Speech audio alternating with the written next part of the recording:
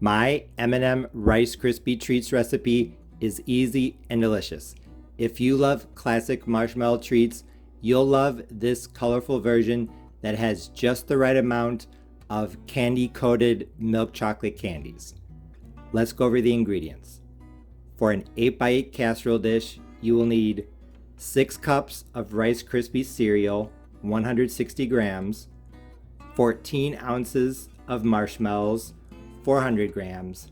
I'm using miniatures because I think they melt better, but you can use large marshmallows as well. 1 stick of unsalted butter, 113 grams. And of course, M&Ms. I am using 1 10-ounce bag of milk chocolate M&Ms, the regular kind. You could use some other brand of candy-coated milk chocolate pieces. You could use dark chocolate, peanut butter, whatever you want. And I divided the 10-ounce bag into 1 cup and then what was left over. I would say this is maybe about a third. Even though this is optional, I'm also going to add 1/8 of a teaspoon of salt to balance out the flavors, and that is it. Off to the side, I have an 8x8 casserole dish that I've already buttered generously, so everything is ready to go. The first step is to melt the butter, so I'm going to turn the heat on to medium and start melting this butter. But just like with all marshmallow treats recipes, this recipe moves fast, so make sure you have all your ingredients ready to go before you start. It's been a couple of minutes and the butter is melted, so now I'm going to add the marshmallows.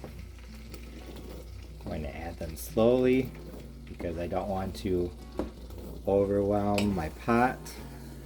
Just going to give them a quick stir and add more, maybe about a quarter at a time, something like that. Honestly, it really doesn't matter. You just want to add them slowly so that you don't, like I said, overwhelm your pot. When you're making Rice Krispie treats on the stove, you want to make sure that your pot is large enough, because once you add the marshmallows and then the Rice Krispies cereal, it's going to be a lot in the pot, so you want to make sure that there's going to be enough space. I'm going to continue stirring the marshmallows and the butter together until the marshmallows are completely melted, and then I will add the puffed rice cereal. After stirring the marshmallows and butter together constantly over medium heat for a few minutes, the marshmallows are now melted. I'm going to start adding the Rice Krispie cereal. And just like with the marshmallows, I am going to add them a little at a time. Actually, I'm going to turn the heat down to low as I do this. I don't want anything to burn. And like I said, the marshmallows are already melted, the butter's melted. All we're doing now is adding in the puffed rice cereal. I know you're probably asking, Chef Parnell, why aren't you adding the M&Ms now? You can, but I'm going to add them at the end because I don't want them to melt. If I add them now, my fear is that the candy coating would start to melt and there would be rainbows of colors throughout the Rice Krispie treats. That's not necessarily a bad thing. It would add flavor, but I want to kind of minimize that, so I'm going to add them at the end. But like I said, if you add them now, you will not ruin the recipe. Let's forget, I'm going to add the salt too. Like I said, this is optional, but it's just to help balance out the sweetness.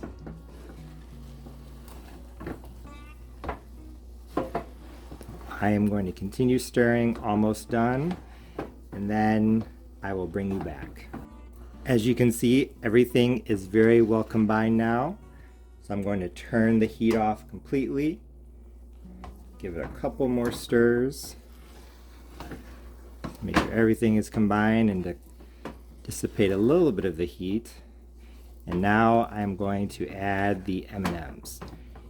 You could do this a couple ways. You could sprinkle some of the M&Ms in and then layer in some of the Rice Krispies, more of the M&Ms, and just alternate like that.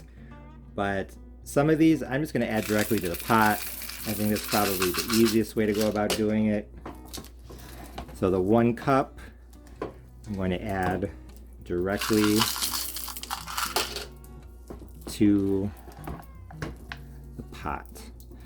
Like I said, now the heat is off. They're probably going to melt a little bit, but they're not going to turn the Rice Krispie treats colorful. So now I'm just going to empty everything into my greased 8x8 casserole dish. So this is actually probably going to be easier with a spoon or at least a knife to help slide what's sticking to the wooden spoon off the wooden spoon. Probably gonna get, like I said, an actual spoon as well. Looks like a lot of the M&Ms are on the bottom, which is totally fine. That's why I saved some off to the side. So I'm just going to press these in as I scrape the final bit out. This is kind of hot, but I can touch it briefly. So I'm going to take my hands and just pack it down and shape it. And like I said, where I feel like it's missing some M&Ms, I'm just going to poke them in. Like I said, I'm using a 10-ounce package. I'm making sure to save at least 2 tablespoons for the top, because that I'm going to put directly on the top of the Rice Krispie treats, because I want there to be a good amount that are very visible from the top, so there's no doubt as to what these are.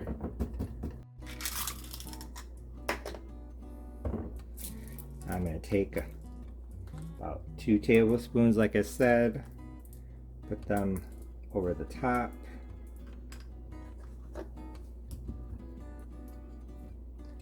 Just press them in and they should stick. Whenever I'm making something with chocolate chips or nuts or just any type of mix-in, I always like to save some extra at the end, because I like to press them into the top, because sometimes chocolate chips, or in this case M&Ms, they sink to the bottom or they're not very visually obvious. But if you save some for the top, you can just press them in like so and turn out great. There. Quick and easy. Now I am going to let these sit for a little while, then I'm going to dive in and give them a try. Honestly, I think that saving some M&Ms for the end and sprinkling them on top was a great idea, because as you could see with this close-up, there were plenty of M&Ms on top of the treats. There was no mistaking what these were. And when I took the first bite, I was very pleased, because my M&M Rice Krispie Treats recipe turned out delicious. The base of this dessert was a standard Rice Krispie Treats recipe, and it turned out great because I added extra butter and extra marshmallows compared to what most people use, making mine richer and chewier. The M&M candies were a nice addition, with the bit of milk chocolate and the bit of candy coating adding a touch of extra sweetness that was very nice.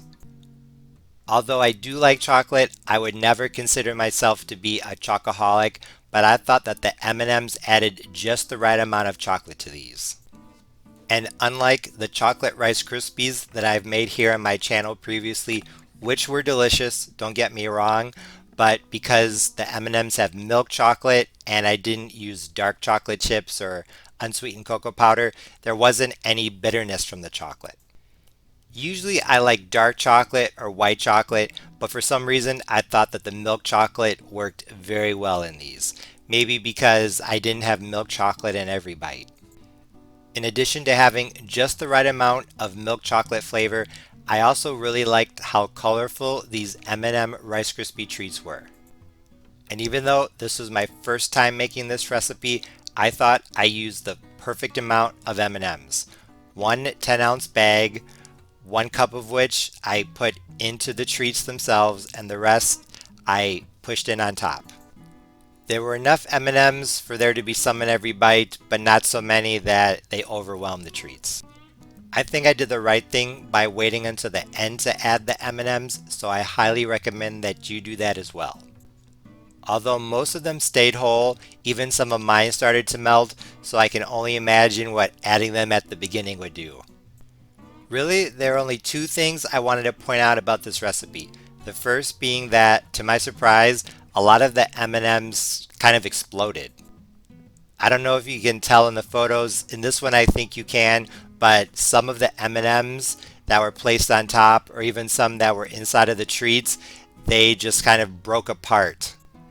I wasn't expecting that to happen. I was expecting almost all of them to stay whole. So if you're worried about that, that might be an issue, but honestly, I'm not sure how to avoid it. Another thing you might want to keep in mind is that I thought adding a little bit of extra salt really took the flavor to the next level. So before serving these, you might want to hit them with an extra sprinkle of salt. Those small critiques aside, I think that my easy M&M Rice Krispie Treats recipe was the best.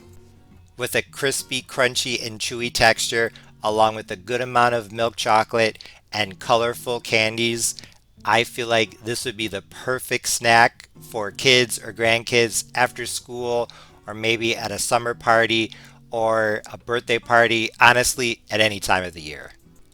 I shared these treats with a group of people and everyone said that they were absolutely fantastic, so even big kids or adults will like them too. If you're looking for a way to take them to the next level or just switch things up, you could use Cocoa Pebbles, maybe Fruity Pebbles, you could add peanut butter, you could add chocolate chips. Honestly, there are a lot of ways you could change up this recipe. In short, these were great, so I hope you give this recipe a try. As always, thanks for watching. See you next time.